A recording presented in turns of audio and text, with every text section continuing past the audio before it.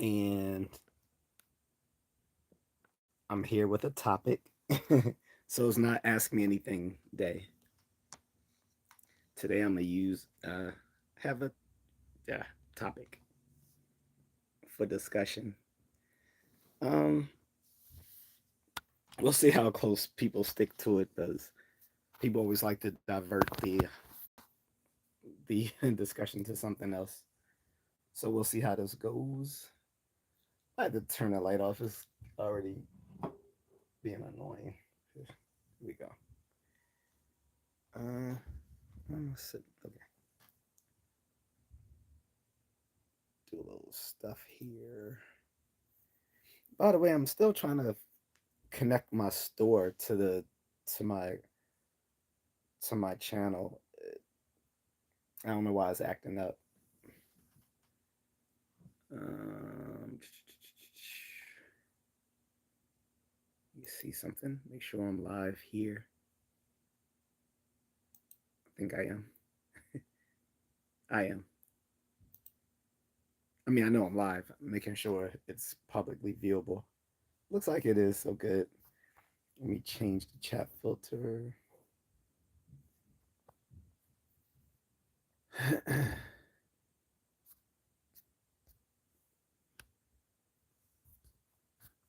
So, yeah, let me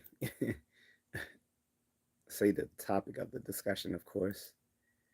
Um, Basically talking about the military airstrikes against Iran today, both by the U.S. and by Israel.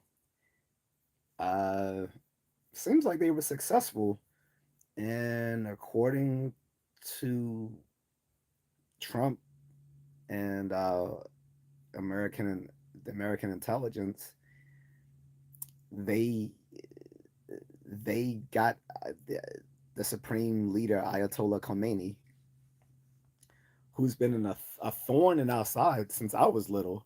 I remember them talking about him. I didn't know anything about it because I was a kid, but I remember them talking about him when I was when I was a kid. I remember they referenced him on on the Naked Gun. The Naked Gun came out in the '80s,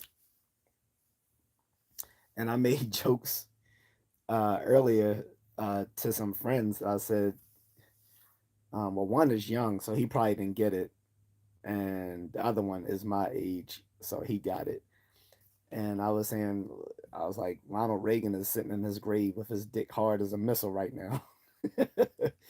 And I said, well, both Jimmy Carter and Ronald Reagan are probably smiling in their graves right now because Iran, specifically as it was overseen by the supreme leader Ayatollah Khomeini, has been a thorn in the U.S. for a long time. The neoconservatives under George W. Bush back in the early 2000s named Iran as part of the axis of evil that they wanted to overthrow. It was basically Iraq, Iran, um, Afghanistan, North Korea.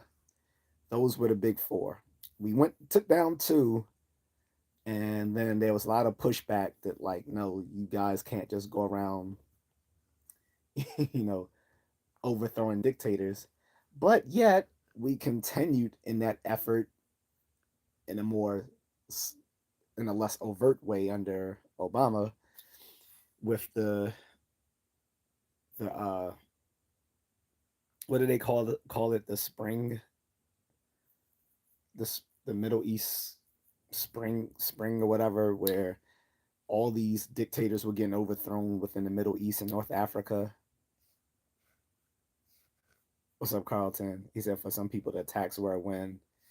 He said Iran has a lot of rare earth elements used for high tech that America is interested in. It's yeah, but it's not really about the rare earth materials. Iran has been an adversary of the United States for almost 50 years now. Um, for instance, you have to understand this is the reason Jimmy Carter lost his reelection because he was considered soft on um, on the attacks, the Iran hostage crisis back in 1979.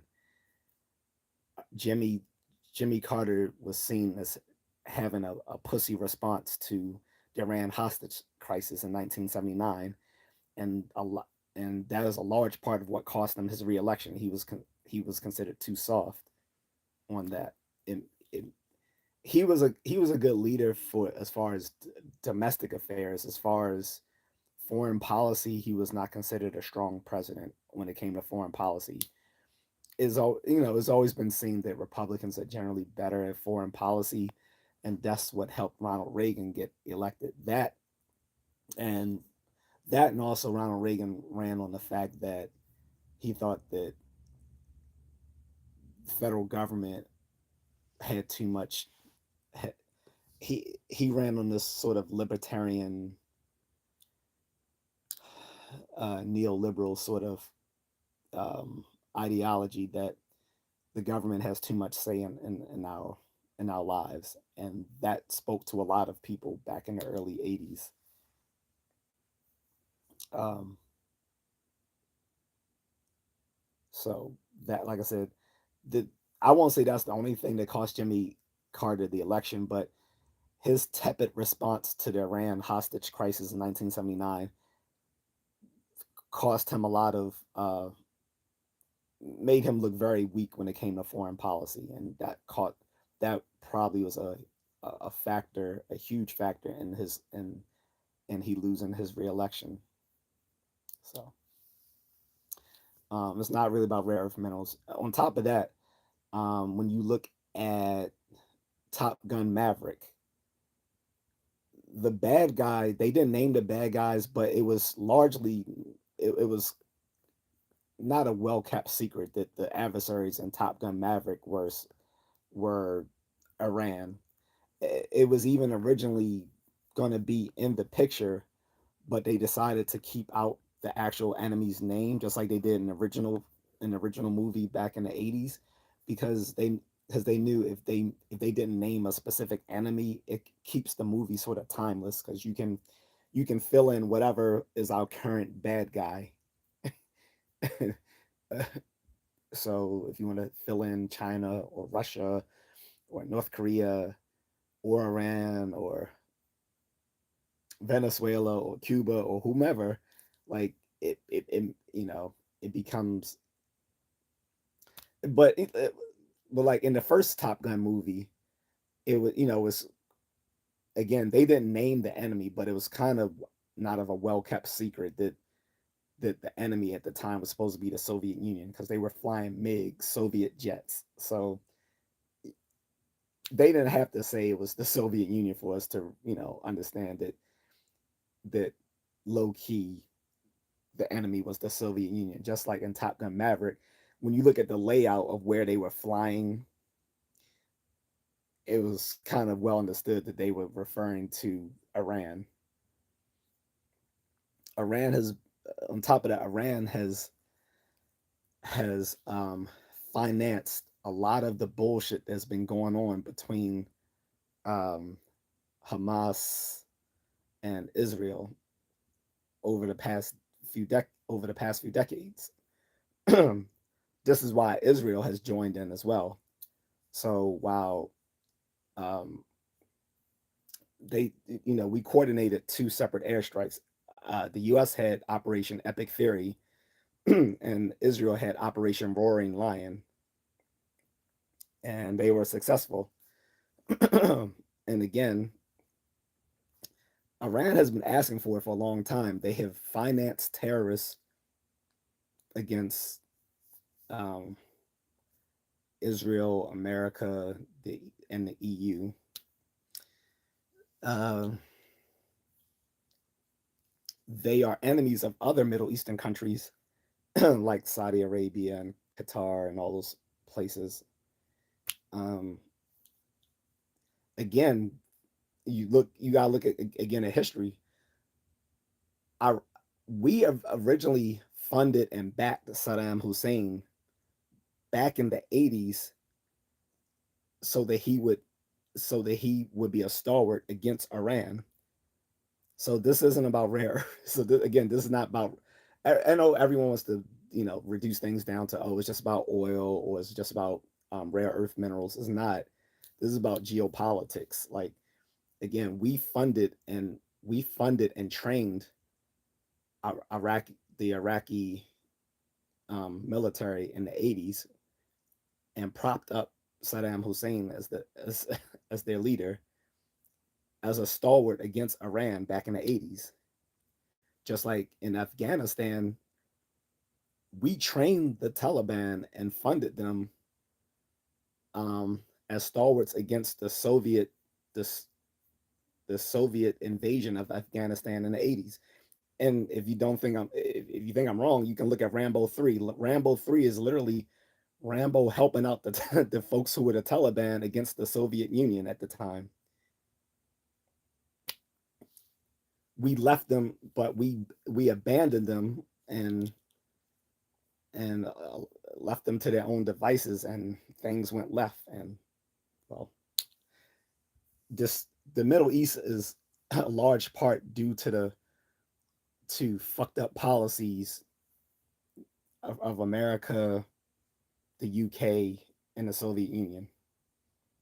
So that's why the Middle East is so fucked up because of the efforts of the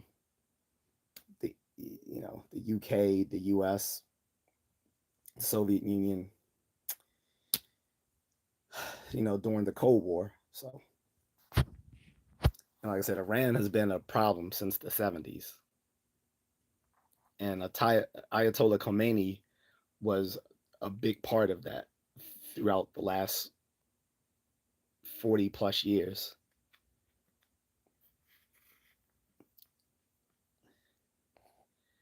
Um, so the I consider it so. If I was to answer my own question, I would say yes. This is a win for us. Now is what happens going forward, because remember, we got to remember the mistakes of the past. And this is the thing, and I think this was a very good response that the Trump administration had to people who were saying, "Oh, you just gonna get us into a whole another endless war in the Middle East." And the Trump administration had the proper response to this. Like, look, we can't be afraid to do military strikes when needed, because we're always going to be afraid of making the same mistakes we made in the past. Like, if we do that going forward, like, what do we do? Like, so it's like, okay, so we we effed up in Iraq and Afghanistan. So that means from going forward, we're just gonna never, like, we're good. Not only are we're just gonna be non-interventionists, and we're gonna allow uh um rogue nations, or uh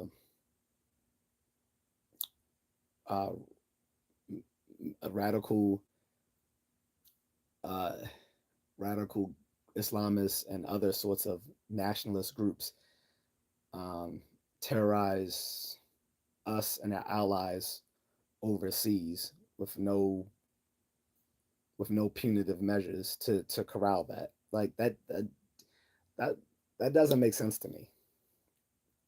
So we do nothing because we're always going to be scared that, hey, we don't want another Iraq, we don't want another Afghanistan. The lesson should be we do it better. We we learn from the mistakes we made in the past by not making those same mistakes, but not by saying we're just not going to do anything at all going forward. That's how I look at it.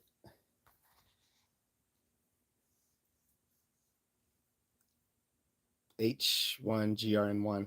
So I hope you're not the same guy who keeps coming back after I banned you,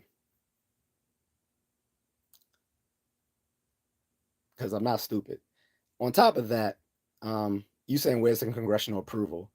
You realize, right? Vietnam went on for 20 years without congressional approval. There are there are literally dozens of U.S. um, of American conflicts or wars, they were conducted without congressional approval. So a lot of you are completely historically illiterate.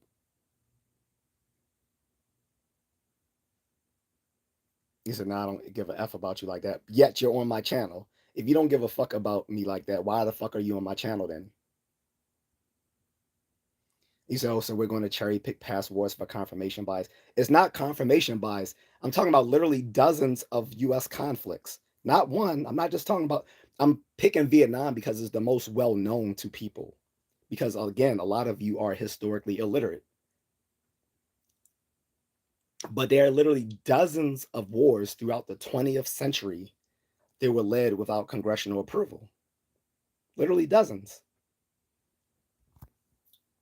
Just because you are too fucking ignorant to use Google to use for anything other than porn doesn't mean I am ignorant. I've taken American history in college, so I know about shit like this.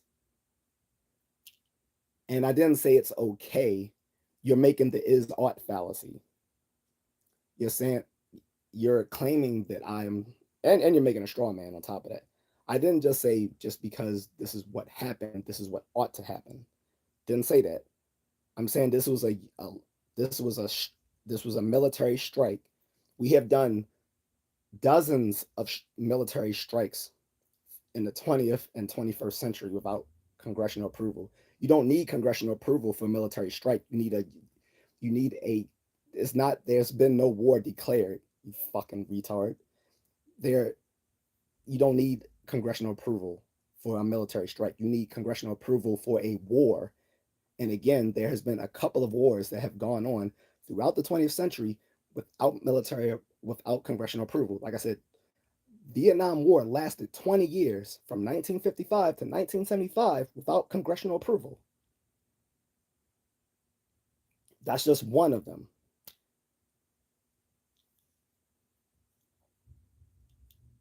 I'm not triggered. Don't try that projection. I really hate when people try that. Like, try a new tactic. I'm not triggered at all. When you have no argument, you try that little fallacy. That shit doesn't work on me. Try those little Jedi mind tricks on the weak minded. And if you keep acting stupid, I'll just block you. He said, I've been to college, hear me roar. No, the problem, no, you just don't like when people can support themselves with fact, data, and statistics. You want to argue from emotion when I challenge you because you were shown to be wrong and you can't handle it. So now you shit on hard evidence. This is how you know someone. This is the problem with liberals. Anytime you guys get challenged on with hard evidence, you fuck around and use fallacious reasoning because you can't back what you're saying through reason and justified claims.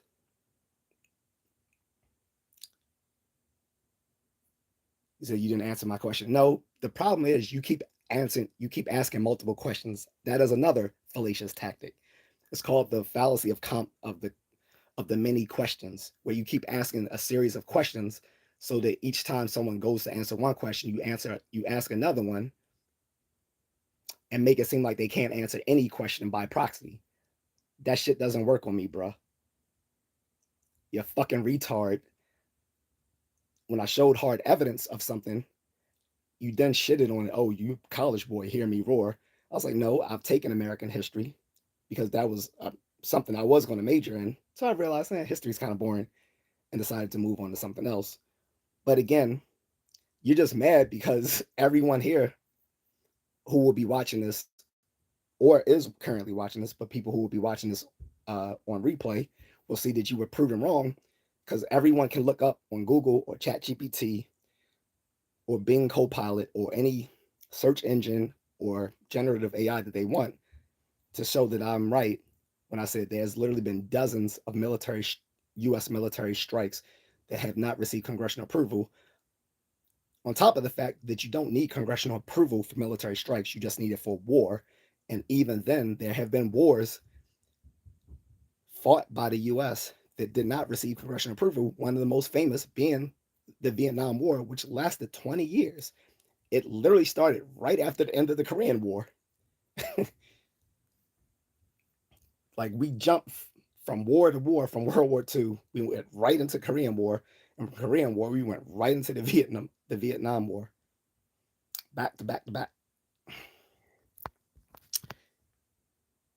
And the Vietnam War was the longest of those three and never received congressional approval. This is one of the flaws for why it was seen to be unwinnable, because uh, there was not a lot of political support for it,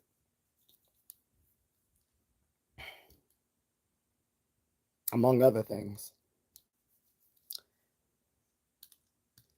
But in any case, if you're going to disrespect me, I'll just ban you from my channel. You, I don't know where the fuck you fucking little Gen Z millennial retards come thinking you can get on someone's live stream and disrespect the host and think that's going to be cool. You guys have no fucking social skills, because you wouldn't, no normal person would do that shit. Like, you wouldn't go in real life to an open discussion or panel. Well, actually, some of you fucking assholes would, but normal folks would not go to an open discussion or panel, say at a college or a town hall, and just start openly disrespecting the person speaking just because you don't like the nature of the topic. That's why I don't give a shit about your whole fucking generation. Your whole dick sucking, soft ass, low T, low IQ generation. And I can also back that up with hard evidence too, that most of you motherfuckers have lower testosterone than previous generations. And because of a phenomenon called the reverse Flynn effect, you guys do poorer on IQ tests than the previous generations as well. Which means you lack the ability and analytical reasoning and systematic thinking that the previous generations had, and it shows up in how fucking stupid you people act and think. Yeah. Boom.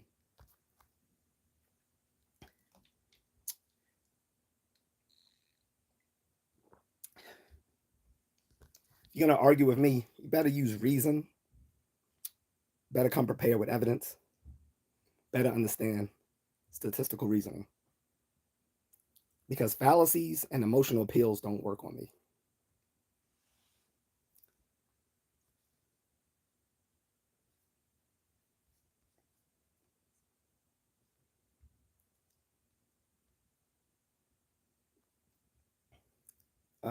Wait, why was this timed out by Streamlabs?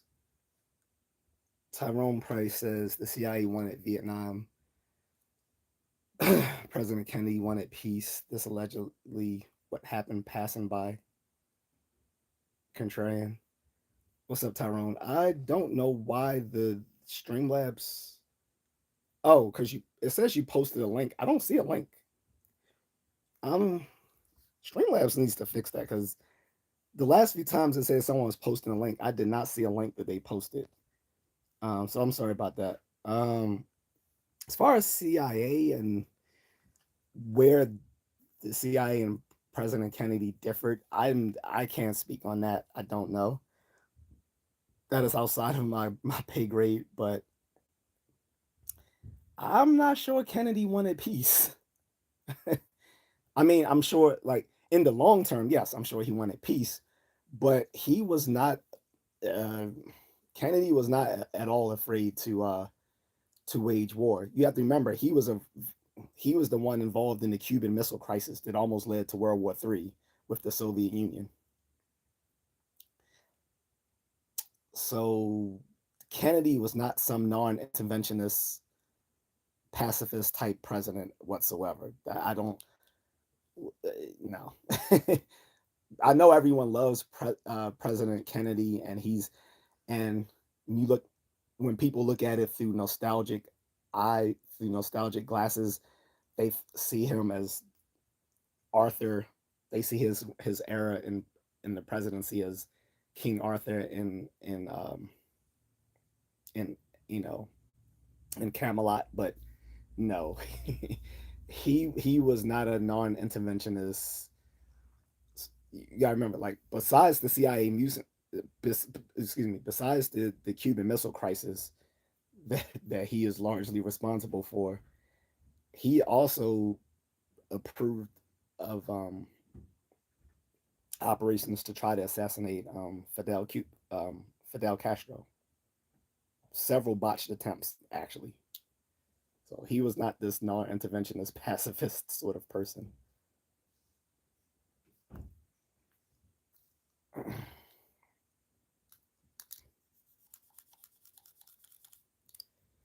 And luckily, the Soviet premier at the time, I forget his name because he's not as well known as the other ones like Gorbachev and all those other guys, but uh, Kaminsky. Well, I don't remember his name. I'm sorry, but yeah, luckily the Soviet premier at the time reached out to the Kennedy administration, and they both worked it out because neither leader wanted the Cold War to escalate into a full blown war. Um, there are there were reports also that allegedly that Kennedy was actually like the a bit of a bully, saying that yeah, I want, like, he wants to call off this whole conflict as well, but he wants to seem like he was the one that talked the Soviet premier down, and the Soviet premier agreed to it. Again, I don't know if that's true or not, but that is a report that I've heard. I remember they talking about that on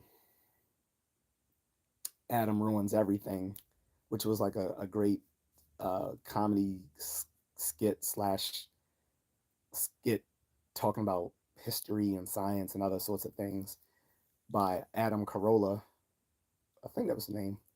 It started off on College Humor, and then it spun off and became its own show on YouTube, and then it was brought to Netflix because of its popularity. But yeah, like I said, allegedly Kennedy was more at fault there. So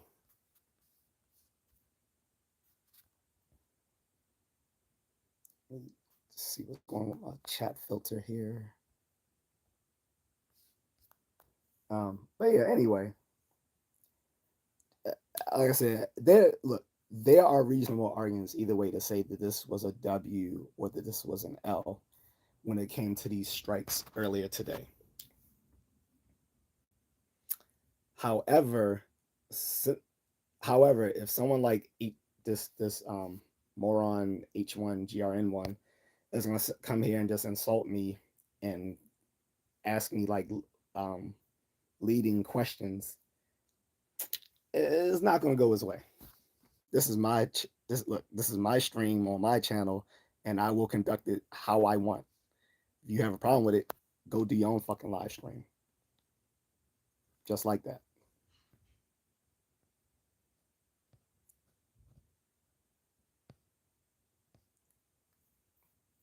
So his question, amongst other questions, because like I said, he asked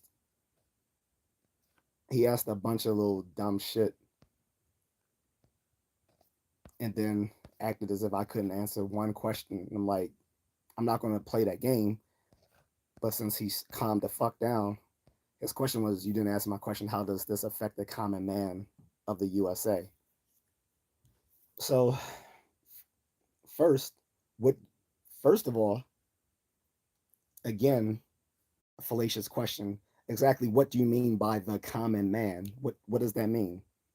What does that mean? Common man. Define common man so we are both in a point of agreement of what the common man is. Because are you saying someone who works in the government is not the common man? What does common man mean? Is it just low some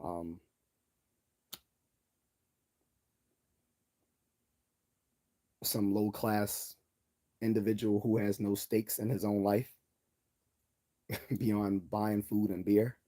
Like, what do we mean by common man? Is a common man not someone who's able to work in the federal government or in the military, in the intel community, someone who doesn't travel overseas? So, what do we mean by common man? Two, when you have a foreign adversary that has killed people who are Americans, are these not the common man? Or is the common man just someone who can't be touched by a foreign adversary? What do we mean by common man? And let's okay, and let's say for the sake of and let's say for the sake of argument that we know that the common man is basically someone quite removed from geopolitical affairs, right? Even though I don't agree to that, let's just say for the sake of argument that that is what the common man is according to this idiot's argument, that this is someone who isn't affected by geopolitical affairs. Does that mean that we shouldn't care about foreign adversaries just because it doesn't affect the common man? So we should only deal in uh, military operations that affect the common man, who, by this dubious definition we're using here, is someone who has is never affected by anything that goes on in geopolitics. That's his argument. Like, and because it's a leading question, because it makes his unwarranted assumptions. Again, like the so-called common man, which wasn't, we never agreed to what the common man means, and he thought this was some sort of gotcha question, and it's not, because again, it makes unwarranted assumptions about what the common man is, and it also makes the second assumption that only things that affect the common man, assuming we even know what that is, should be things that we get involved with. So anything that the American government gets involved with that doesn't affect the common man is pointless, right? So again, it's a leading question, and is it has uh, hidden assumptions in it that are dubious, and we never agreed to what the common man is. So that's my answer. Why should we only deal? Why should American government, uh, whether through whether through its military or through civil means, only get involved with things that affect the common man, whatever the common man is supposed to be?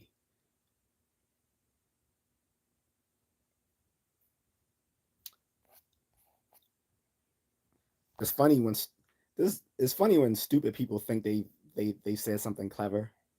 Again, Dunn and Kruger effect. Stupid people think they're clever, and because of their own cognitive bias, they can't see that they aren't very clever at all. And then and then he shits on intelligence, because then when I show I have a background in American history, oh, fuck you, college boy. I'm like, okay, so we don't like hard evidence now. So he's just a moron. And yeah, I chose all this time to shit on him just to make a point of how to deal with idiots like that.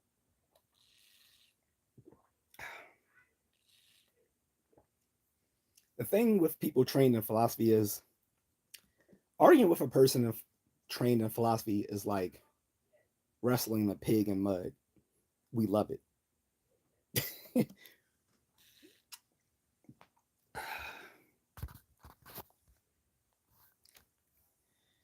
you need to come prepared with better arguments and more intelligence if you're gonna fuck with this. If you're gonna fuck with the kid right here. The thing is, just like I'm a pugnacious person. I like to fight. I'm also verbally pugnacious. I like to argue. So I can fight and I can argue and I can back both up. So sorry for you. Sorry, Charlie. And again, like I said, the Khomeini has been a thorn in our side for decades, man. Like I said, I remember them making fun of Ayatollah Khomeini back on Naked Gun, the original Naked Gun back in the 80s, not the reboot, the old one from like I think the first one came out in I believe 88. I think the first one came out in 88. OJ Simpson was still was still considered a good person back then. And I remember they had like all these little evil dictators and stuff that he was punching or whatever. Well, that was either Naked Gun 1 or Naked Gun 2. I can't remember. I remember him punching all these little dictators of the time, and one of them was Ayatollah Khomeini. Bennett Vandiger says, "Do you remember me?" Sorry, I don't remember the username. That,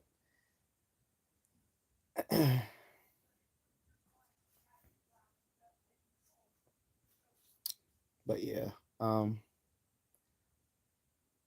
guys, how does the screen look a little cloudy?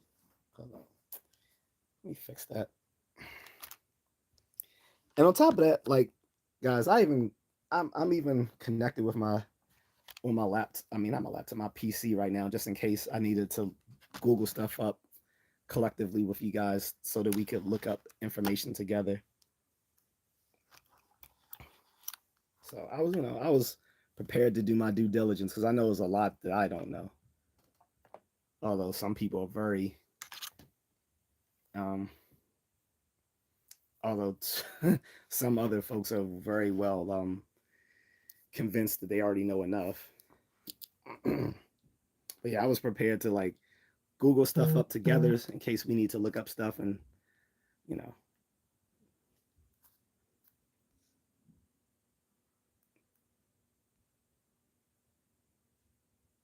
He says Bennett says he's the one who went on a date with a trans guy with a beard. Yeah, on accident. Neat dude, stop the cap. Stop the cap. Like I told you, I do remember you now. And like I told you back in that previous live stream, no one accidentally goes on a date with a dude with a beard. Just come out of the closet and say you're gay. Like no one accidentally goes on a date with a trans guy with a beard. I won't even date a biological female who has facial hair, much less a guy. You said I was catfish. Okay. Do you mean that you met up with the person, then you found out they had a beard, and then you left? Or did you stay on the date?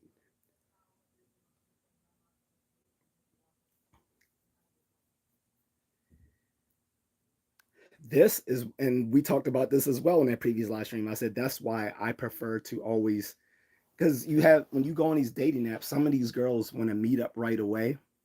So you have several different types on the dating apps. You have some who want to sit there and just text until they feel a connection with you, till they feel comfortable, and then they'll go out with you.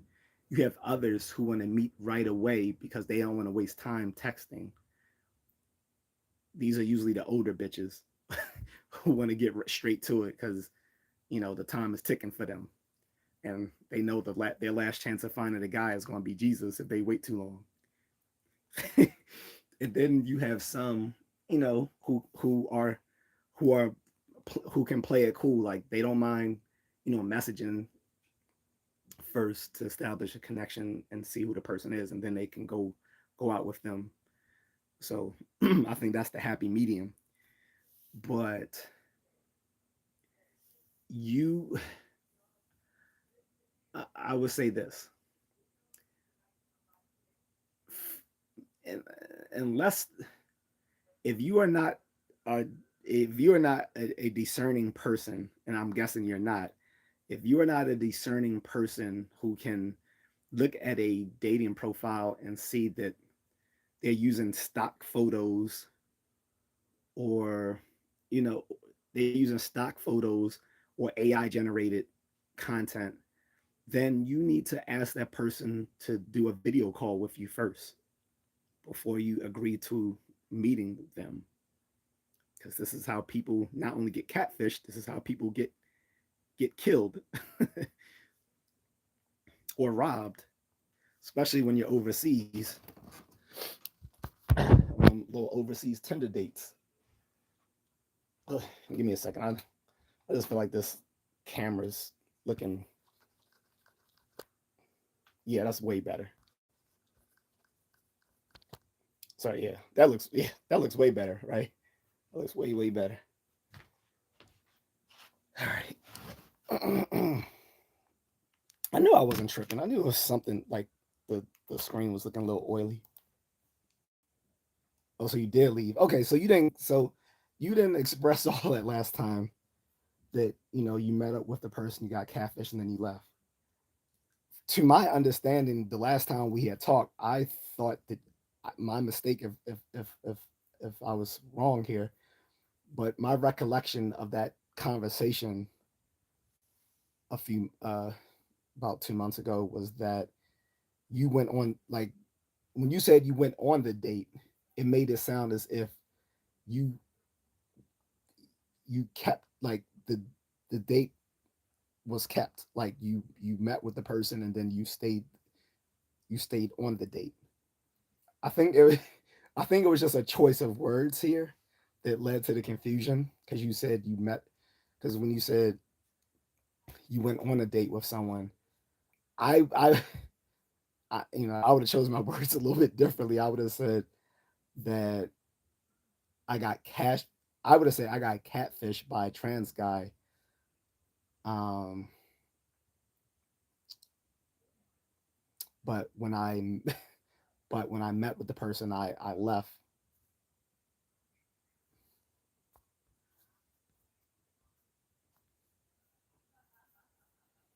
So that's that's how I probably would have phrased it a little differently. I would have said I got catfished by some transgender person, and upon seeing it was a dude, I left. But when you said you went on a date, it made it sound like you carried out it. The way you have phrased it made it sound like as if once you met up with the person, you carried on with the date, and that was my confusion there.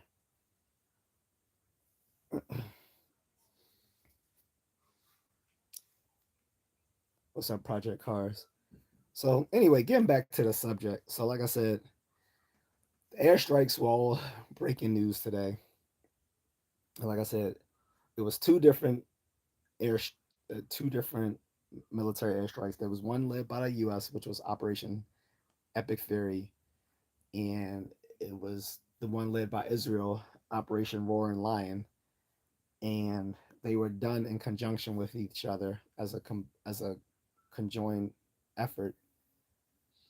And the funny thing is, just 2 days ago, the Iran Parliament was talking shit. They burned the U.S. flag during a Parliament meeting, and was basically saying "fuck the USA" and you know, fuck around and find out.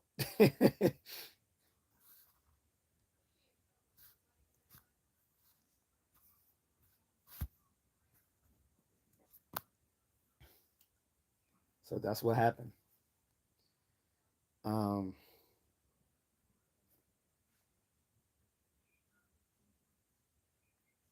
and again, according to Trump and military reports, we took down the Iran Supreme Leader Ayatollah Khamenei, who's terrorized his own country again for decades, for at least what the past 37 years or so. Um, like I said, I think Elon Musk was supplying internet to the people of Iran because they had took down because the Iranian government had taken down the internet so they couldn't communicate with people outside the country.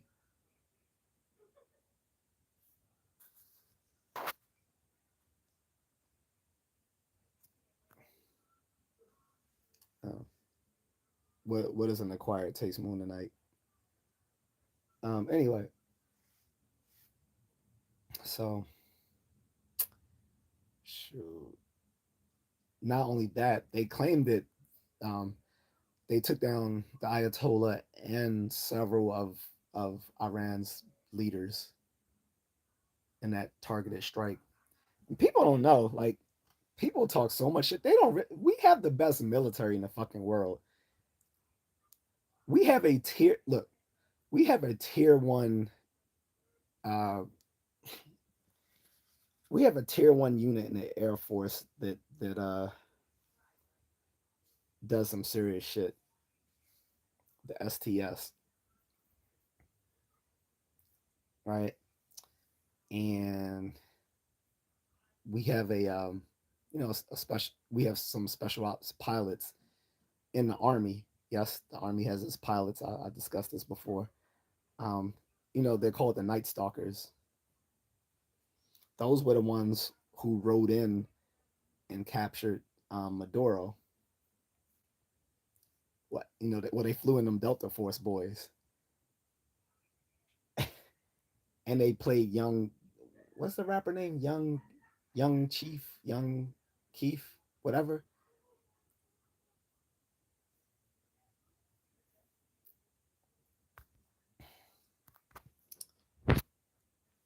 But yeah, I can't wait for all the memes tomorrow that I'm gonna see on Instagram uh for this. Because there were so many memes after the capture of Maduro. I know it's gonna be some more memes. Well, I already saw one today where it was like how Dana White has what's it called, the power slap or this, whatever you call it, slapping contest. Where you sit there and you slap each other out and see who who can get knocked out with the power slap. I forgot what the name of the competition is, but they someone AI generated like the little power slap competition, and it was Trump slapping Khomeini across his face and knocking him out. It was hilarious. That was funny. That was only the first meme. Like I said, there's gonna be a ton of memes tomorrow. By tomorrow evening, there's gonna be a ton of of these memes about uh the the airstrikes on Iran. I on Jesus says W speed. This chase is where you located. Why would I give you my location? That's weird.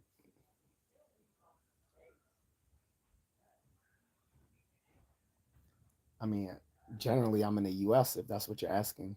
I'm in the States.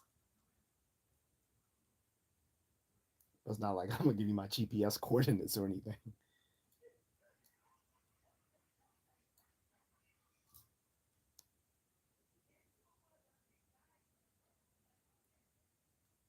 Although I really don't care because where I do live, I'm not going to really be touched by anyone. One good thing about the American hood, oh yeah,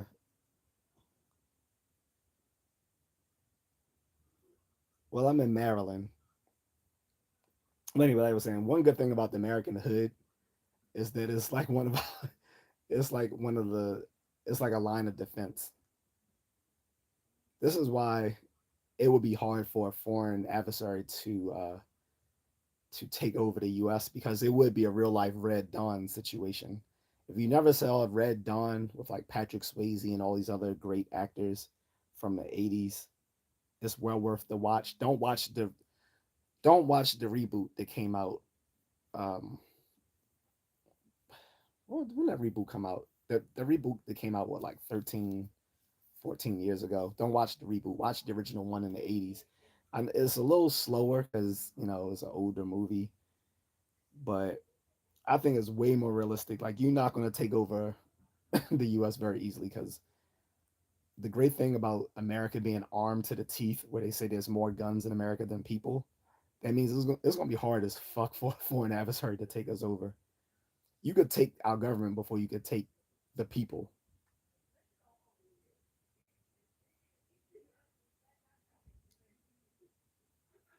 So and both rural America and urban America are going to be hard as shit to take. Rural America is rural America is more armed than the inner city. To be quite honest, the difference is rural America is very sparse and spread out. Like if you took the amount of weaponry this that that the average person has in rural America and concentrated it in uh, the small real estate of the inner city, that would be a problem. As Chase says, I don't think any country can do that here. I mean, there have been attempts in the past during the Cold War. Russia has, Soviet Union did, have its eyes on, you know, possible situations where they might do something. I mean, they definitely sent in their spies here. Um, like there are spies from many countries in the U.S. and we have many of our own agents abroad as well. Um, but there have been attempts during World War II. Germany did try to invade America, and one of the one of the ways in which we stopped them, the U.S. Navy worked alongside the Costa Nostra, the American mafia, to keep them from invading New York City. That is real history.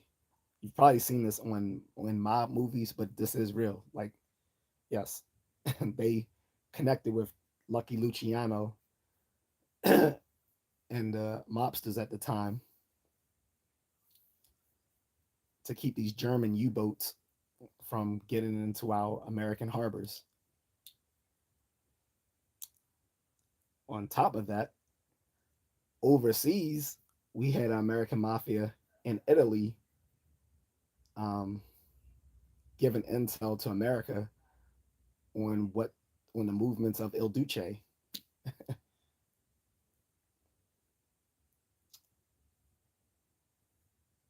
So yeah, I mean, there are attempts, but like I said, nowadays it's going to be hard.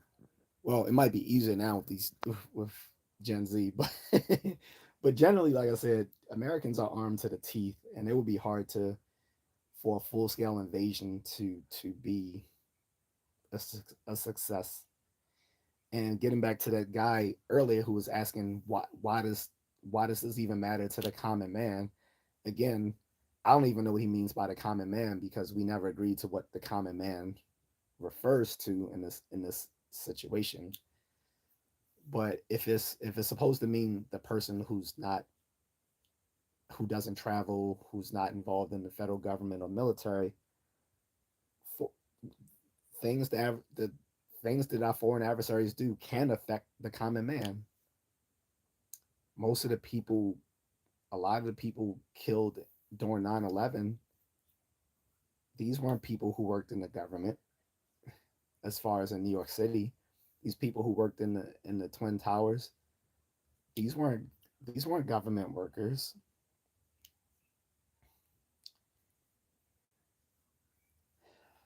These weren't military personnel. So yes, things that our foreign adversaries do can affect the common man. And again, Iran has funded terrorist operations for decades,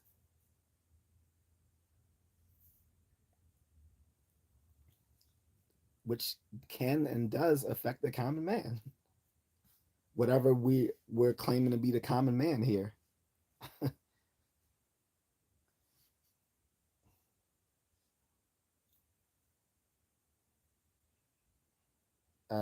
QUXXIGOO says, "Are you watching Elimination Chamber?" I don't know what that is. What do you mean? Am I watching Elimination Chamber?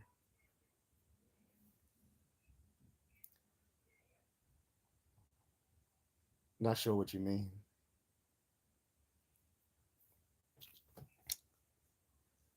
But yeah, so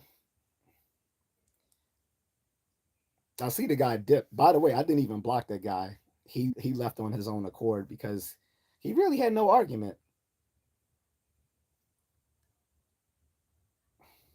And in place of argument, he used fallacious reasoning.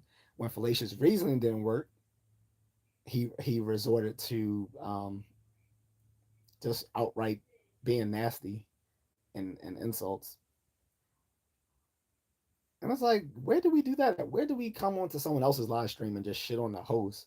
Like, if I came into a live stream and I didn't like what the person was talking about or whatever, I would just leave. I'm not gonna sit there and argue with a random person on his live stream because I don't like what he's talking about, unless it's about me. Now, if I came into a live stream and they're talking about me or something that is very personal to me, then yeah, then I might engage. But even still, it would just be easier just to leave. So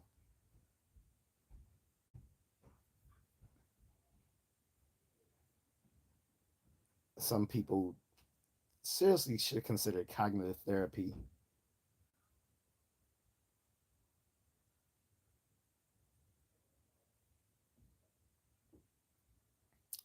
So the question going forward is: Are there going to be more? Are there going to be more strikes, more airstrikes? Do we lead up with a ground force? Um, and how does possibly um, changing Iran's government, how would that actually be implemented? The devil's in the details, so to speak, right? So you know, removing some from removing someone from power is always the easiest thing.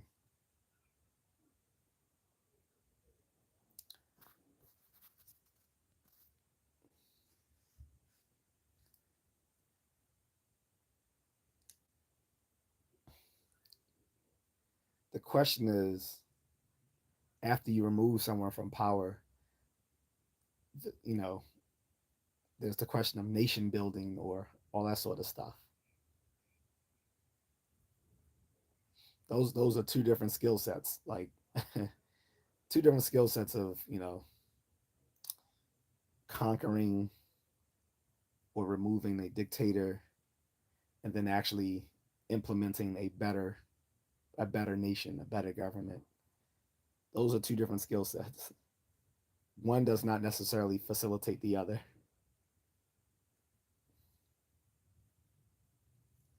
And that's what I think was the problem when you go back to like 2003 or to 2001 with the Afghanistan war, is that there was never a plan in place in that, as far as like Afghanistan, for what we were going to do after we got rid of the Taliban. Instead, we backed a democratic uh, led government, but there was constant pushback against that government from the Taliban and its supporters like Al Qaeda and then ISIS, and then sometimes the Taliban and Al Qaeda and ISIS fought amongst each other, and we backed one of them over the other. Uh, and like there was no long term plan of how we eventually pull out of Afghanistan. Like instead, we stayed there for 20 years and helped and basically were we were basically the muscle for the Afghanistan government, but they couldn't stand on their own. And I was like, no, it's about time we leave. Like, why should we continue being there indefinitely when they have their own democratically elected government? Like, when do they stand on their own? And they couldn't. As soon as we left, they their government fell immediately. Like that day we left, and the government fell that very day to the Taliban. On top of that, when we gave word to the Afghanistan president that we were leaving, he fled the fucking country. Say what you want about Ukraine, but look, at least the Ukrainian president, that man put on his camo, that man put on his camo gear and was out there with his folks slugging it out. So, like I said, I give the Ukrainian president his due props. Like, uh, when Russia attacked, he could have just fled he could have just fled the country. And Israel said they would have received them. I know we would have received them because he is Jewish. So Israel said they would receive him, but they didn't back the Ukraine and the Ukraine Russian war because what Russia said was factually correct that Ukraine was full of freaking Nazis. They had a whole fucking regiment in the Ukrainian military that were Nazi led. The Azimov or whatever you call them, Azov or whatever you call them, they were Nazis.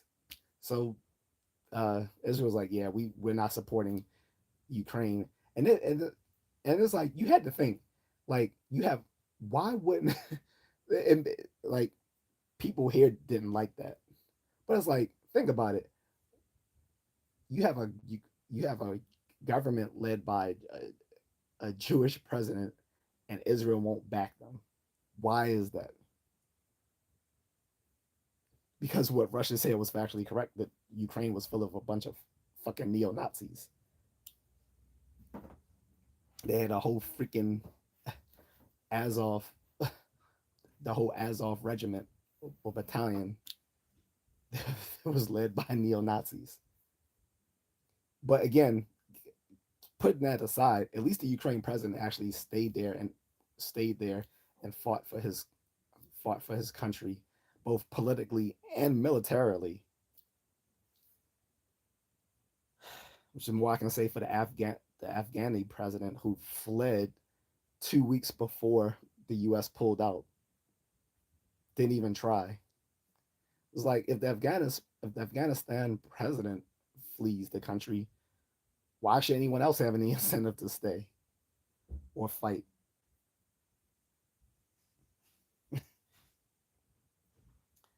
And I remember, yeah, they had, and so yeah, Afghanistan, the government, they had a stable government for 20 years through the blood and tears of American soldiers or American troops. I don't want to say soldiers, but American troops.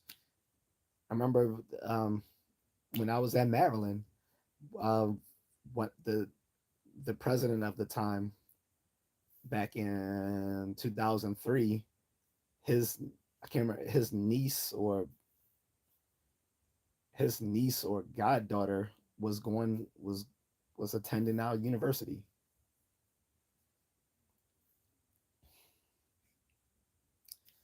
So yeah, they had they had like they had like about 2 decades of stability, but it was when the it was the blood, sweat, and tears of American military that made that happen. And I'm sorry, after 20 years, like people hate Biden for the pullout, and yes, they really fucked up how they pulled out of Afghanistan. But I don't think there was ever, to be honest, I don't think there was ever going to be a smooth transition leaving Afghanistan.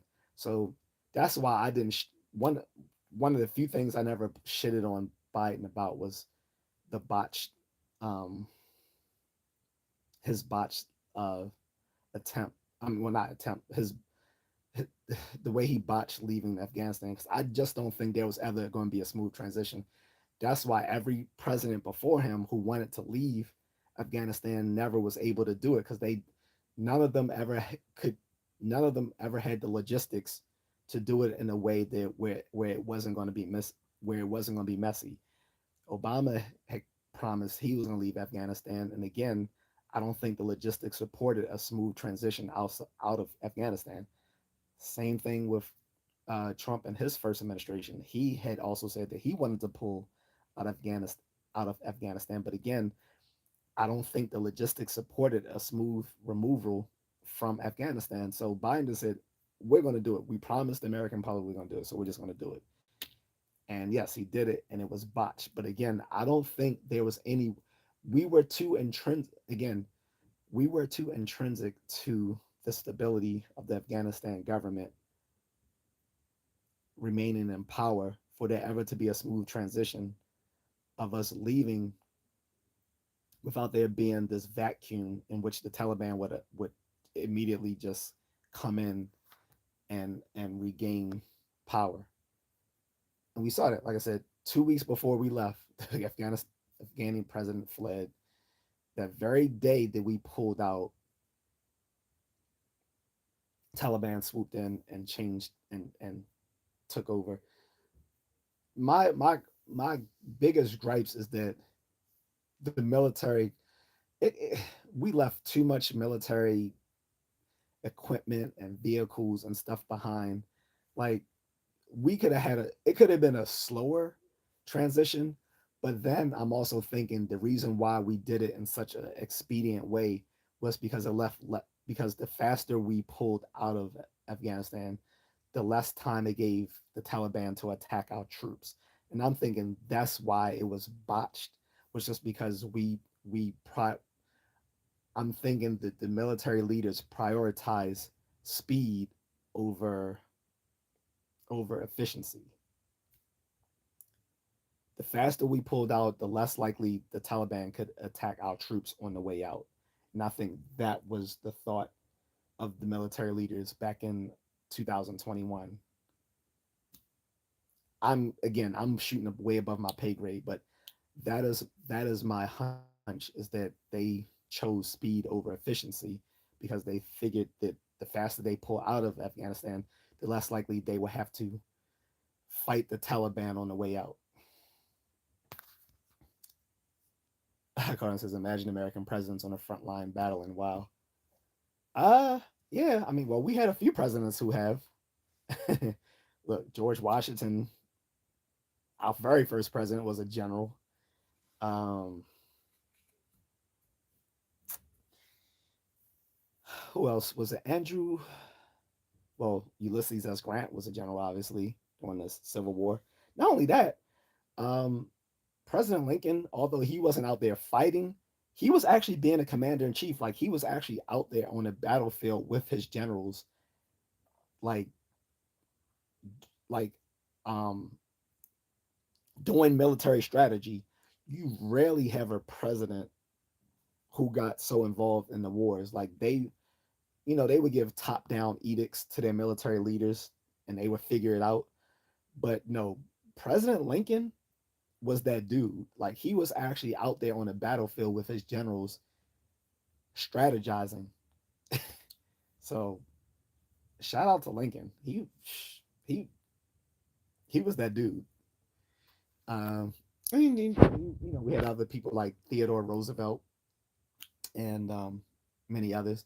Like you gotta remember, matter of fact, you have to recall that up until Clinton, every almost every president has served in the military, at least in the 20th century. I can't claim everyone in the 19th century did, but in the 20th century, every every president has served in the military in some form up until Bill Clinton. He was like considered the first civilian president.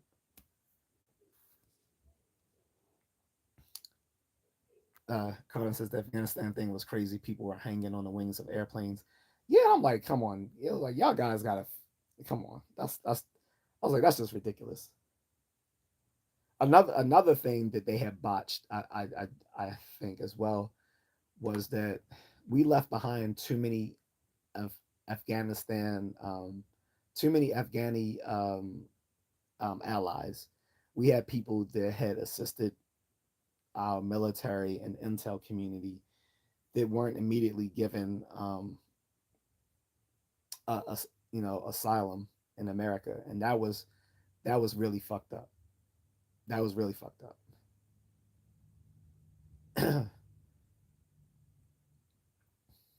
That and that happened with and that happened with some the folks in the Iraq War too, because the the Iraq War kind of ended around the same time as the Afghanistan War. Like uh, it's hard to say. Like you could say the Iraq War lasted what 10 years from 2003 to 2013, but it was still like there were still things going on until then. I mean, like there was still there were still operations going on in and around Iraq after 2013, although it's sort of seen as like a 10-year war or 12-year war maybe, as opposed to the Afghanistan war, which ended in 2021 from 2001. But we did a poor job of giving immediate asylum to many of our allies in those countries that were helping us, like Afghanistan and Iraq and Kuwait and and other places. So we were very slow to that. I remember so many times taking an Uber or a Lyft, and all these guys kept complaining about they still have family back in those war torn countries that they couldn't bring, that they're still struggling to bring here to the U.S. And they were all complaining that Trump's ban on many of those countries was preventing them from bringing their loved ones here. And I listened, but at the same time, it was like early in the morning. I'm on my way to a job that sucked, and I really didn't. It was like, with all due respect, I could not be that. I, I cared, but I didn't care that much at the time. I had my own things going on at the time, and I'm like, tired and going to a job that I couldn't stand. It's like, okay, sure. Uh, Carter says, "Oh, Biden, and Trump ain't built to fight." Well, to Obama's credit, he does stay fit though. I'll say that. Obama does stay fit. Biden, I think that's gone bye bye for him. He did used to go for his little daily presidential jogs. Trump didn't jog at all. He was like, that shit. He'll go play golf. Trump will play golf, but I've never seen Trump go out for a presidential jog like all the other previous presidents did. I've seen Biden go for a jog. I've seen Obama go for a jog, and every other president since then. That was like a normal thing, seeing the president go out with a jog with us with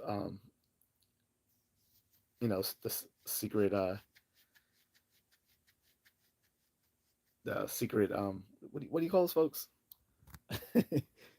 Why can't I remember their name? Secret. You know what I'm talking about. Anyway, with their security and plus, like I said, Obama was doing like playing basketball games, and if I'm not mistaken, if I'm not mistaken, wasn't he doing martial arts or something like that? Secret Service, yeah, thank you. And yeah, if I'm not mistaken, I think um, Obama was not only doing playing basketball games. I think doing like he was doing like MMA or something like that, or MMA or jujitsu, something like that. So yeah, Obama stayed fit, but no, um, though the three of them were civilian presidents, and like I said, that started under Clinton because, like I said, before Clinton, all the 20th century presidents were people who had served in the military in some capacity. Even George W. Bush was an Air Force Reserve pilot, and that's why he had a whole bunch of old white women like creaming their pants back in 2003 when they first declared mission accomplished, and he flew. I can't remember if he flew the jet or he just came in his flight suit, and they were on the deck of one of the battleships saying mission accomplished in Iraq, and he swaggered on down with his flight suit, and it was women looking at him like, oh, okay, like the guy still got it. Before Biden started losing his noodles, it was some it was some women who liked him too because it was funny because they were saying that conservatives hated him, but they were saying like old white conservative women thought he was sexy when he put on his little aviator glasses. Plus, before Biden lost his marbles, he was funny as shit. Because remember all the Biden when Obama was still in office. Remember all the Biden memes that they used to call them the dank Biden memes. And I remember when Trump first came into office, people started making memes about this with Trump yelling at Vice President fuck what's his name? Penn. Dang, I can't remember the dude's name anymore. But I remember that it was like pictures of him saying your memes better be as dank as Biden's. Because yeah, I remember that. Dominique Kennard said he was stupid as shit. Wait, which which president are you referring to?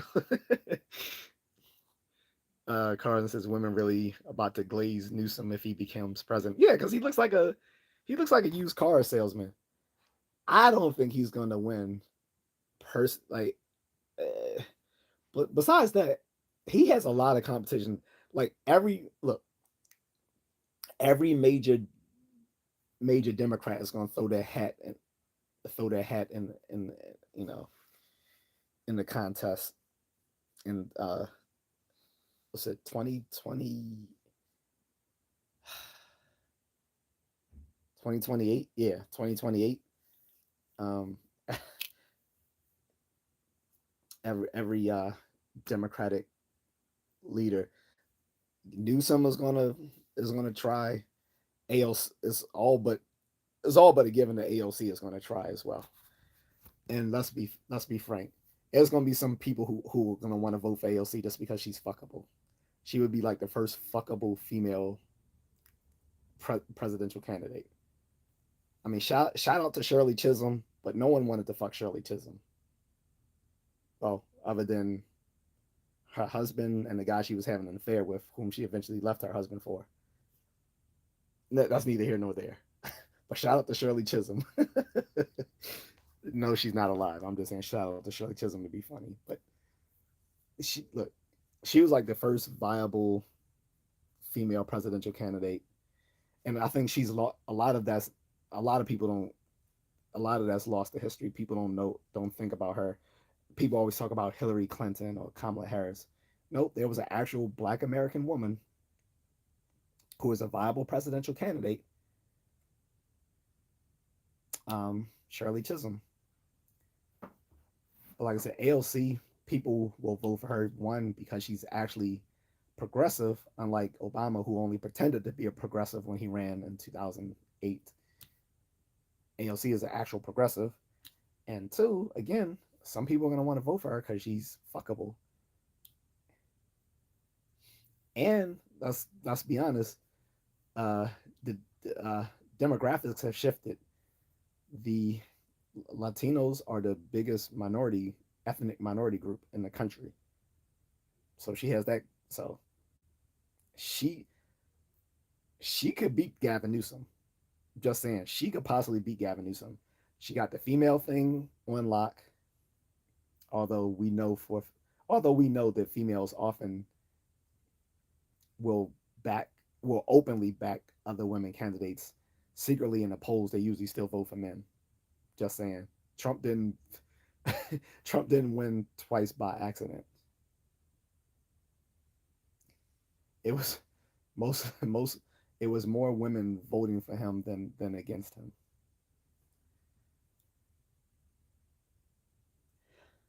What people, how people say they're going to vote and what they actually do privately within the voting booth are two different things. And if you don't believe me, there's a whole psychology of politics that talks on stuff like this. And one of the great things that voting is private is that people can vote their own conscience. They may speak one way in public, but people will vote their conscience in private, and that is a strength of our electoral system, not a weakness of it. The fact that we can vote in the way that we want and not in the way that we're expected to do by the public.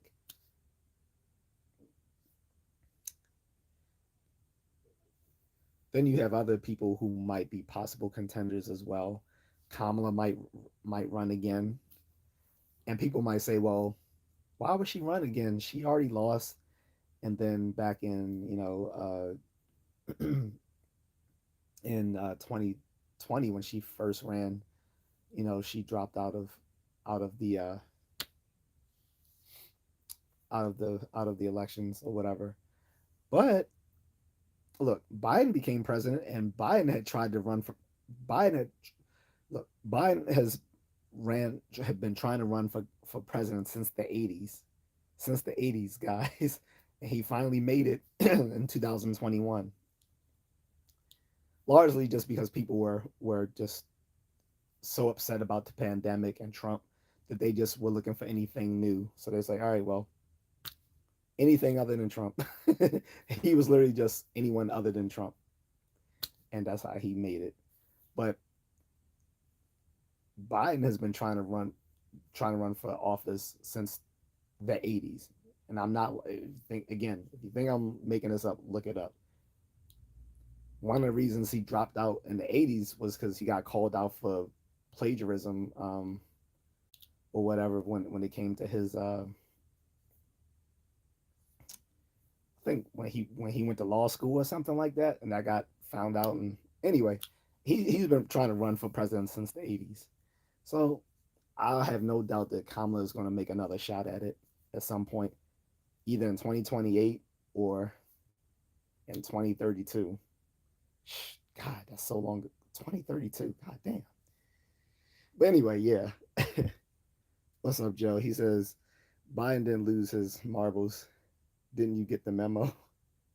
Oh yeah, I'm sorry. He's still cognitively sound, according to his backers, and that's why they lost. they they gaslit the country for 4 years, and it became it was it be originally it was just a conservative conspiracy. See, this is why I was talking about earlier with other folks when I said sometimes conspiracy theories are true and sometimes they are false. It was a conspiracy theory during Biden's administration that he was suffering dementia, although there was a lot of evidence out there for it.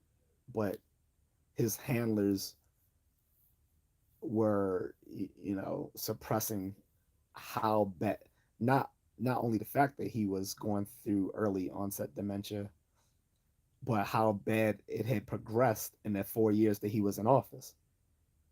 And this wasn't the first time this happened, because the Republicans did this shit as well in the 80s with Reagan. We know for a fact that in Reagan's second administration, Nancy Reagan was actually doing a lot of stuff behind the scenes because Reagan was suffering from his senility.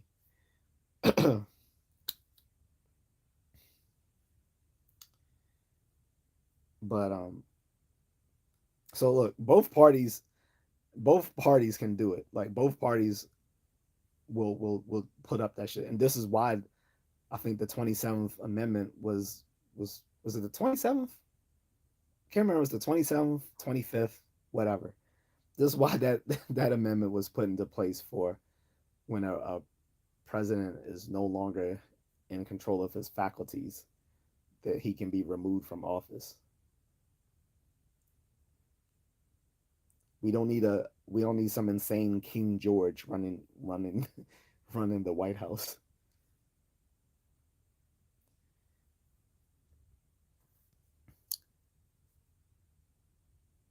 Dip joints is one of your favorite memories. I don't know. That's a topic for a different day. Dominique can Dominique's referring to Biden. Yeah, agreed. Carter says, "Dude's really about the simp for ALC." Dude, I'm telling you, look. People may look you or maybe other people watching this now or watching this on replay may not remember that I said this, but you'll remember someone said it because I won't be the last person to say it. I'm just the first one saying it now, but I won't be the last one to say this. I guarantee you, when she runs for office, there's going to be guys who want to vote for her just because they find her fuckable. Straight up. Like, no one found, again, no one found Hillary fuckable. No one found Kamala fuckable. No one found Shirley Chisholm fuckable. ALC, yes. I'm pretty sure in 2 years she's still going to be hot. And there are going to be dudes who are literally going to vote for her because they're simps. It's, it's literally going to be dudes simping, like giving her a simp vote. Watch.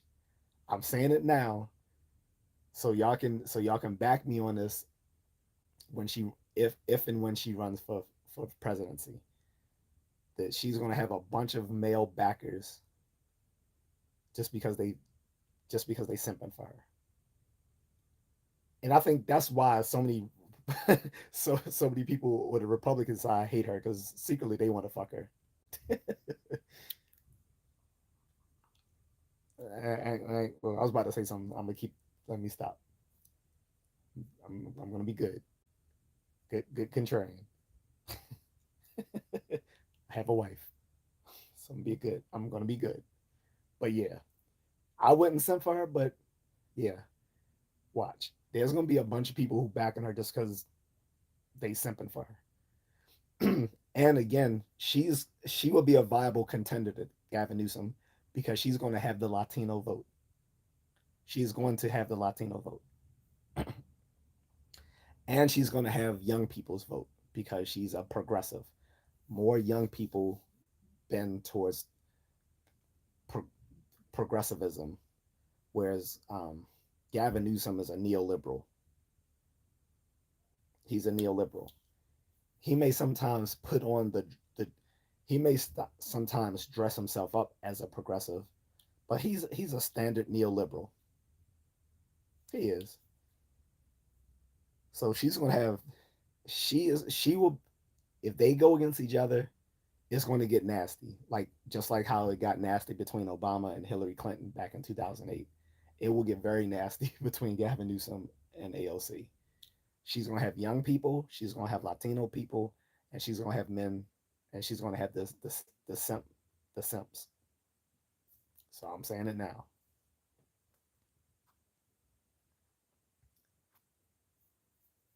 And that would be very interesting to see an election where it's AOC versus JD Vance.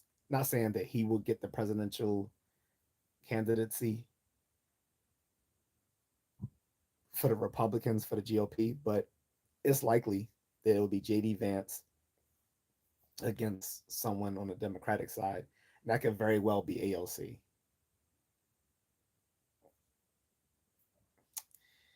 Uh, Dominic says I'm more independent because the far left and far right are the same. They only agree what's good and what's bad if it suits their agenda. Far left and far right people is what's dividing us.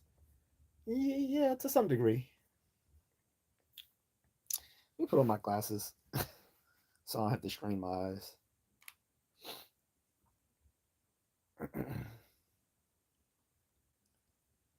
There we go. Wise up says what's happening. Um, Brookins just checking in on this beautiful Miami night. Well, I wish I was in Miami. Well, actually, no, I don't. I don't wish I was in Miami. Well, the weather wise, yeah, I do. But nah, I could go for a hot Cuban sandwich, not a hot Cuban, a hot Cuban sandwich minus the cheese. Even I know it's not a Cuban without the cheese, but so you can say the same thing about Philly cheesesteaks. It's not a Philly steak without the cheese, but I still eat my Philly steaks without the cheese. Sorry. Speaking of which, Geno Steaks is coming to Baltimore. You heard right. I'm not lying. If you've heard of Geno Steaks, like Geno Steaks is probably the most famous Philly steak deli in Philly, other than its rival, because they're both like across from each other. And you can debate which one is more famous, Geno's or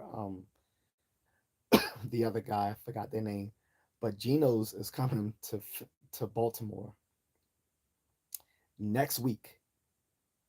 Next week is coming March 5th.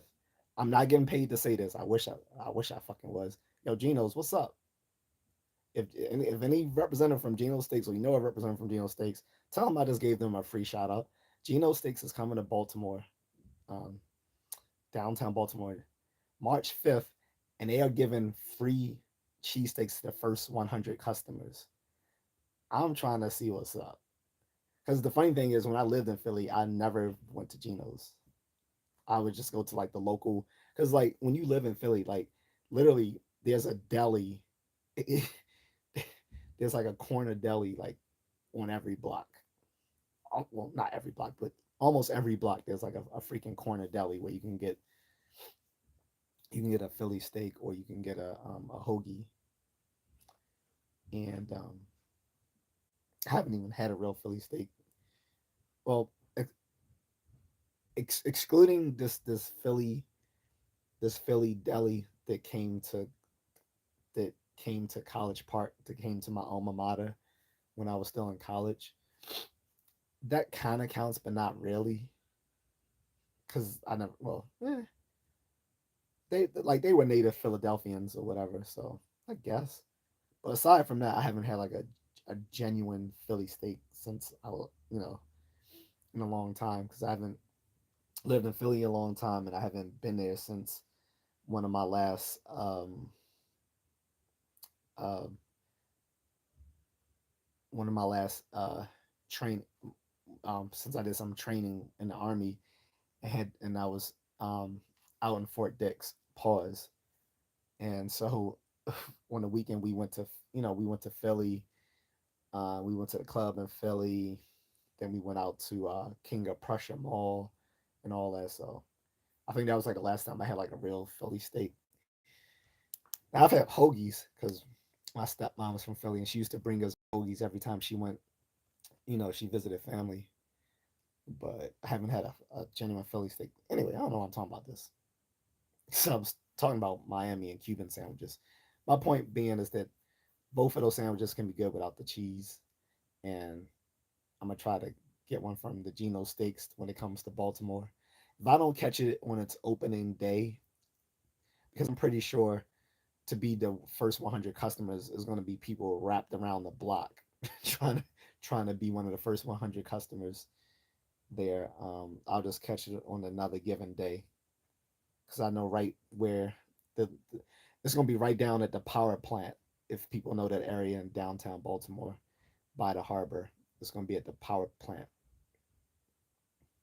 So anyway, getting back to the subject. Carter says, I know a lot of women that were like, you girl, Kamala is my president. Then went to the booth and voted for Trump. Yeah, that's what I'm saying. Like the way what people publicly avow whom for whom people publicly avow they're going to vote for and whom they actually vote for once they're within the privacy of the voting booth are often two different things. And like I said, that is something that is discussed in the psychology of politics. It's the same thing with Hillary. All these women claimed they were backing Hillary. if all the women who claimed they were going to back Hillary actually backed her, she would have won. Like she did. Look, she did win the popularity vote. I mean, she did win the popular vote, but she didn't win the electoral vote.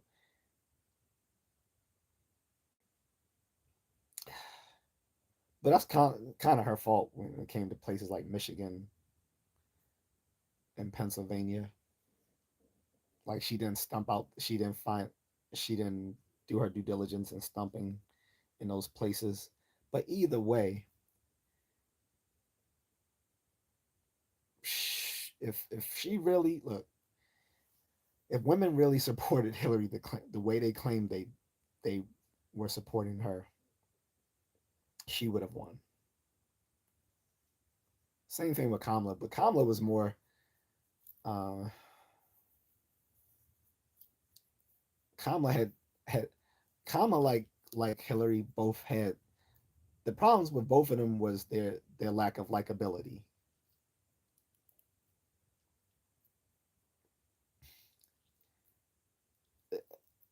And people kept saying, "Well, Kamala didn't have enough time to campaign." Look, people already knew who she was because she already ran for office in 2020, and then she dropped out because she she had the least amount of supporters. So she was one of the first people to drop out of the 2020 um, runnings, and this is the reason in 2024 why they didn't have a Democratic they didn't have a Democratic primary because they knew she would lose the primary like she did in 2020. They didn't. They already made it that when Biden stepped down that she would be the front runner, and they knew if they did a primary, she wouldn't make it through the primary because she couldn't even make it through it in 2020. Look, in 2020 when she in 2020 when she was running, she couldn't even get California, her own state. She couldn't even get her own state. Andrew Yang won California back in 2020. She couldn't even get her own state. So she wasn't going to win a primary in 2024 either. And that's why the DNC declined to allow a primary, which effectively disenfranchised Democratic voters. If I was still a Democrat at that time, which thankfully I wasn't, but if I were, I would have left. At that point, I would have left the Democratic Party once they refused to allow them to have a Democratic primary. That's not how is that a democratic process refusing to allow people to have a primary and just saying, well, we're going to make this person a front runner. If you don't like it, so be it. On top of that, that wasn't even the worst of it. Then when Bernie ran in 2016 and in 2020, they they did everything they could to make sure that he didn't win the primary. They even said that even if he then you even had the leaked emails declaring the fact that declaring that even if he did win the primary, they were not going to allow him to be the candidate.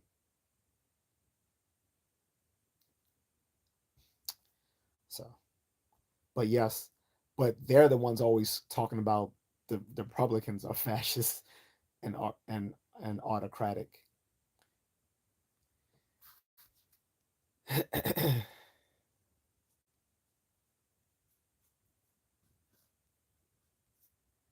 Joe says, "Yeah, people thought they hated Trump until Biden got in." Right. What's up, Jr. Connor says Biden was on Weekend at Bernie's.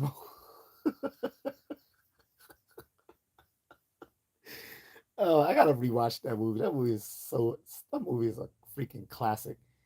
And then you would think part two wouldn't be as good, but part two was just as good as part one, maybe better. But even we can, it's like I know this is completely tangential, but yeah, how we talked about this on a previous live stream, by the way, too. But how the freak did you make Weekend at Bernie's 2 where the man is still fucking dead and people still can't tell? Like you had a whole they did a whole another week gone by with this man dead pretending he's alive. Like just just out of pure biology, that's not possible. Like again, just if this if it was coming from a biological standpoint, we already know that's impossible. But putting like scientific scientific accuracy aside, it's just fucking hilarious that they had a sequel to to the first movie and people still didn't know this man was dead. It's hilarious. Carlos says young Kamala was attractive. Not he said no. He said no lie. Nah. Well, maybe to you. When I saw her old college pictures with her little when she had the little mushroom hairdo, she did not look pretty to me. Because that's what I was saying. I was like, yeah, she probably looked good back in her little college days. When I saw her old Howard University pictures, she was not cute to me. I'm sorry, she did not look cute at all. Because usually that's the era where women look good. Like for instance, if you look at look, if you look at Hillary's old college photos, Hillary was cute. I'm not gonna even lie. Hillary was cute. I can see why Bill was on her, literally. But yeah, I can see why Bill was attracted to Hillary. Hillary was attractive when she was young. She was attractive, but Kamala, she was not. I did not find her. She did not look attractive as a 20-year old. Like that's when they're at their usually at their prettiest, like right around 20. Kamala was not hot to me. That's I know that's subjective. That's subjective, but she did not look hot back in her Howard days. Because I've seen some half Indian, half black chicks, and they were much cuter than Kamala. I messed with one. She was in a sorority that was our constitutionally bound sisters to my fraternity, and she was cute. She was she was also Jamaican and Indian. I'm pretty sure I haven't been in touch with her for years. I'm pretty sure she supported Kamala just out of pure self interest. I could be wrong. I could be completely wrong, and she might have chosen otherwise. But if I were a Democrat, I would have supported Cornel West. But of course, that was another shitty thing the Democrats did in 2024 is they suppressed the vote for Cornel West statewide. I mean nationwide. Um, each each state-led DNC tried to keep Cornel West from being on the ticket, which is messed up because he was running as an independent because they didn't allow he first wanted to run as a Democrat. They said no, no one's going to run but Biden. Okay, so then he joined the Reform Party, but then the Reform Party was dealing with like some corruption and some other political scandals. So he left the Reform Party and went to the Green Party. Then the Green Party said, no, we're going to run Jill Stein again. So then he went independent. And there was a substantial amount of black people who were supporting him. And so it just happened to leak out that, oh, he's behind in child support and all this other sort of stuff.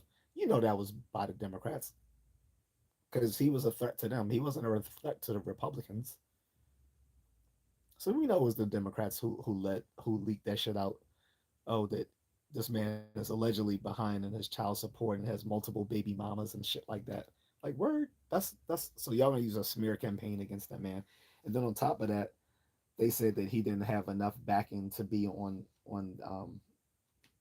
a ticket in most of these states. Like in Maryland, he wasn't available to vote for. Yet Robert F. Kennedy was, even though he had already dropped out of the candidacy. Like Robert F. Kennedy had literally dropped out of candidacy and was um, in part of now Trump's campaign, but he was still on the ticket, but Cornel West wasn't.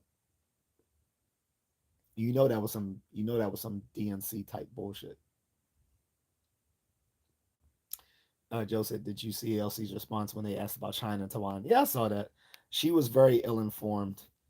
On top of that, she didn't. I think the problem is she didn't know what her party's. Um, I don't think she knew what her party stance was on the thing between China and Taiwan. That's why she she goofed that because she didn't want to say the wrong thing, so she just ended up saying a bunch of gobbledygook. This is why a lot of politicians won't answer stuff without already having it cleared what they'll be asked or whatever. Because again, I'm assuming she just didn't know what her response was botched because she didn't know what her party stance was on that, and so she didn't want to say the wrong thing.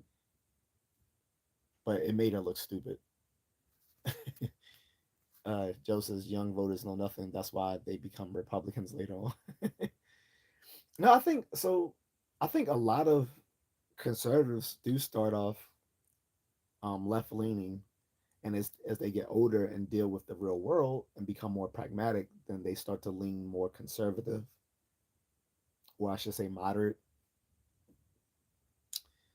And actually,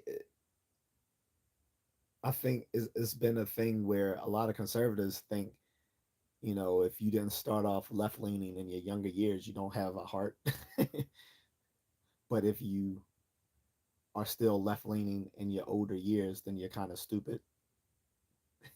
So it's that sort of conundrum. I've seen that play out a lot. I don't know the exact wording for it, Joe, but that is a thought I've seen in conservative spaces is that they assume that as a younger person you're going to be more left leaning. Then as you become older, you tend to lean more moderate to conservative. But for people who are still in their uh, in their golden years, who are still very left leaning, that they're not very bright. So I don't know. Carter says JD Vance versus ALC will be millennial on millennial crime. I'm here for it. I think that would be a good. I think seeing two people who are not part of a political dynasty like the Bush and Clintons and all of that will reinvigorate the elections. People got tired of seeing Bush, the Bush family and the Clinton family, and these other types of political dynasties running for office. Um, People like you know it seems quite anti democratic or undemocratic. I don't know, but I think a lot of people would be more interested in seeing younger younger candidates like ALC versus JD Vance. I think that would be good.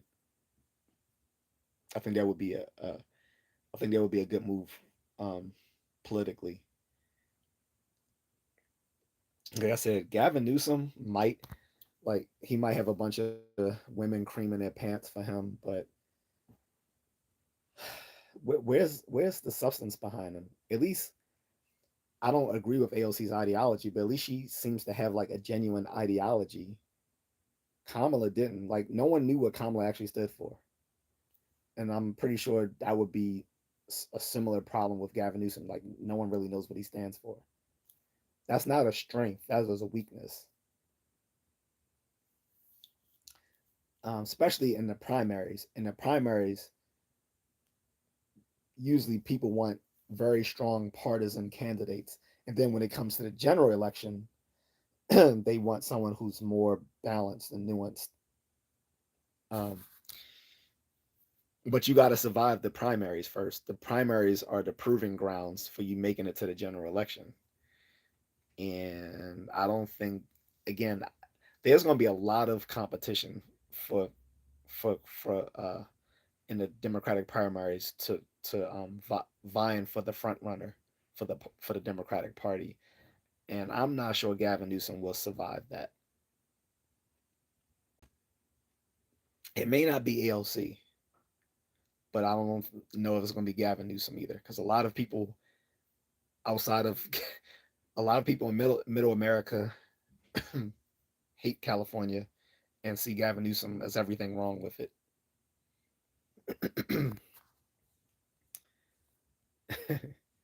Occurrence says Philly cheesesteaks are high in calories but so good.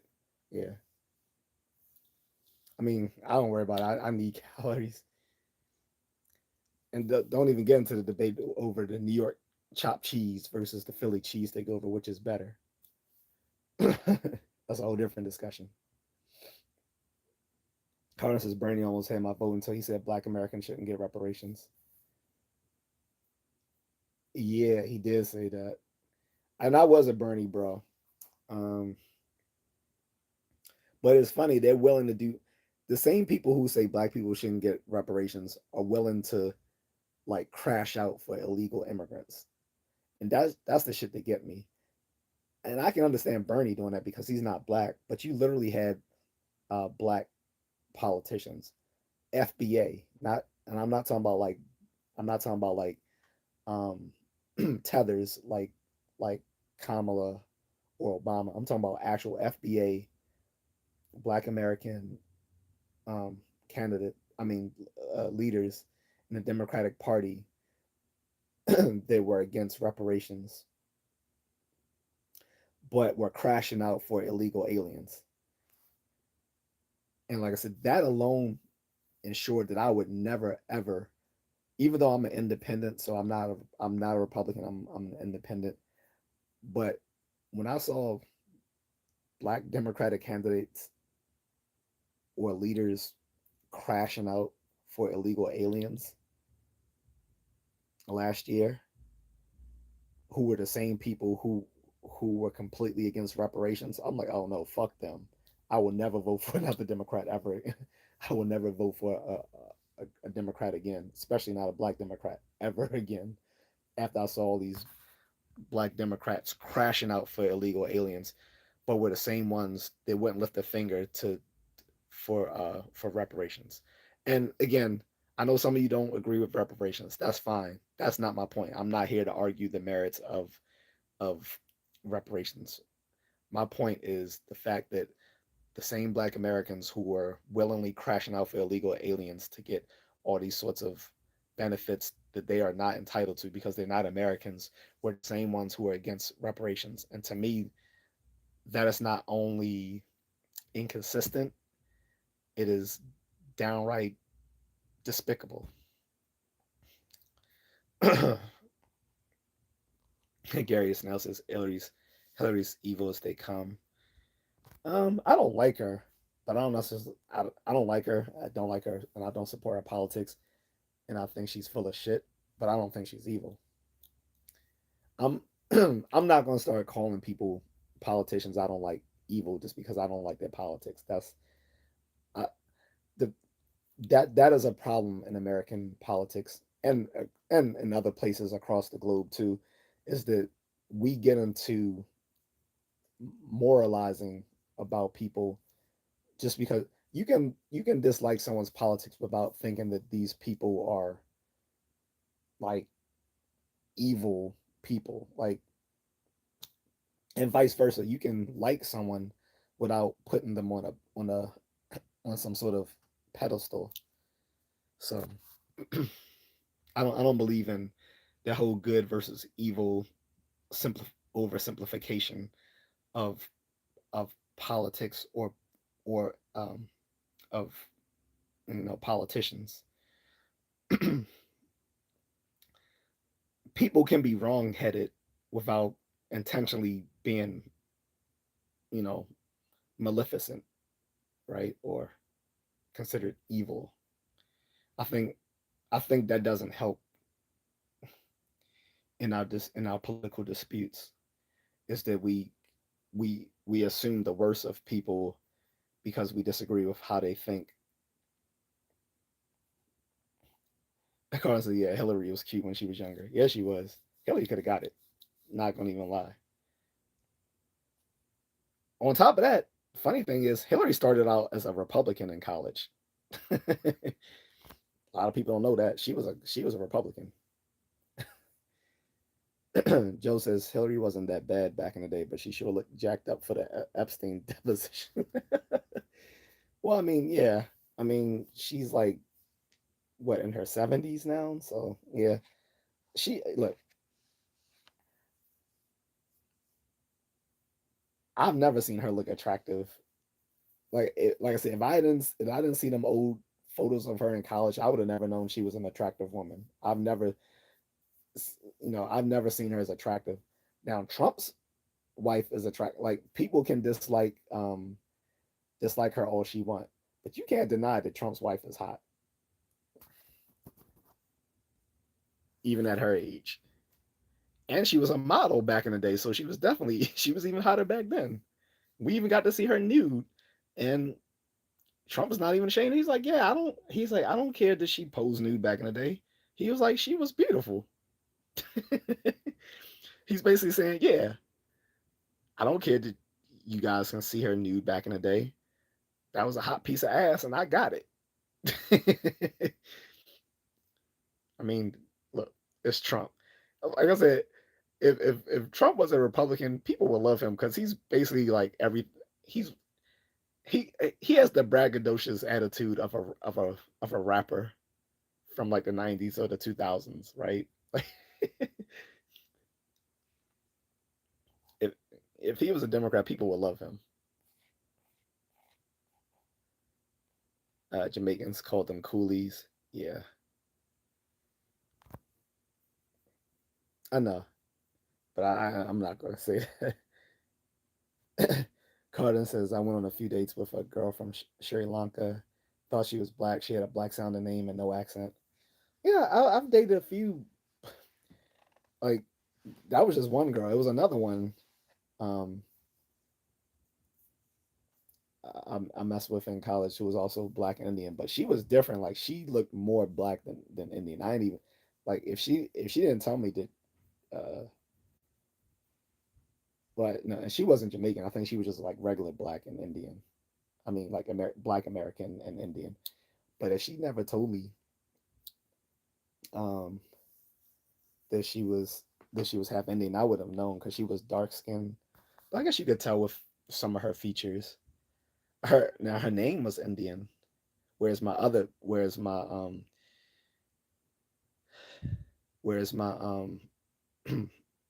Greek sister, she she had a regular American name, so but you could see that she was like you could see the Indian features. Like it was different. Like the one that was Black American and Indian, she had an Indian name, but she didn't really look biracial. Whereas the other one, who was my Greek sister, she had just a straight up regular American name, but she definitely looked Indian. Wiseau says when you start making dollars, tend to go right wing. Well, yeah, because when you start making money, you tend to want to hold on to it. Kind of makes sense. Like, why would you work hard just to give it up?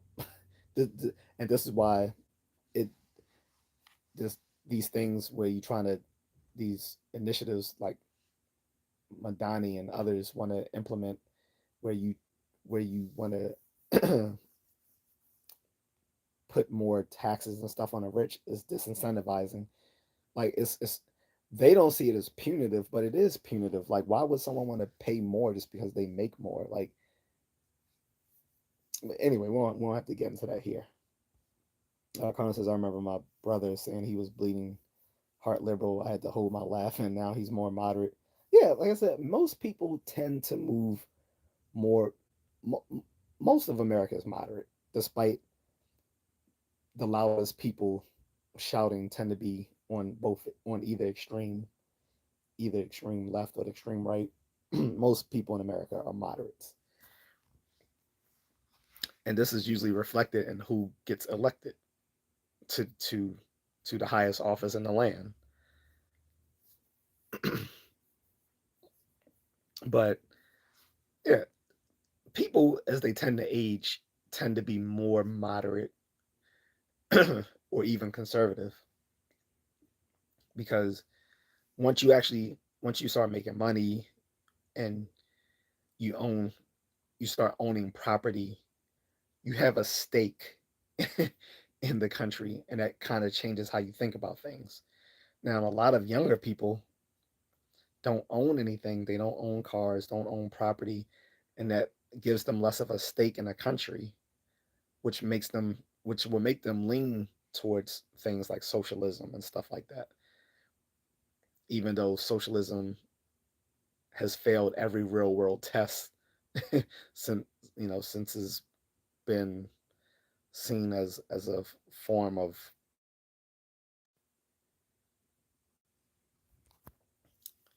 but anyway, it's late. I'm about to go. I didn't realize it was so late.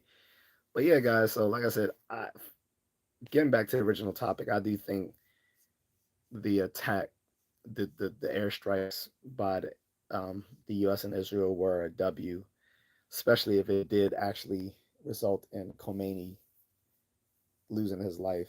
No love lost there, because again, he was behind the Iran hostage crisis in 1979, and again, Carter's